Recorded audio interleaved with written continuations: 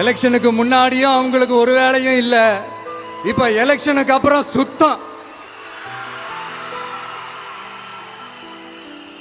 ஆனா இந்த திமுகவும் மற்றும் பலரும் ஒன்னா சேர்ந்துகிட்டு இந்த விஜயோட ஆட்சி வந்துடக்கூடாதுன்னு சொல்லி ஒரு கூத்து ஒண்ணு பண்ணாங்களே அந்த கடைசி 5 நாள். அடாடாடாடாடா, நமக்கெல்லாம் ஓஹோ இப்படியெல்லாம் கூட நடக்குமோ என்ன கூத்துங்கிறீங்க.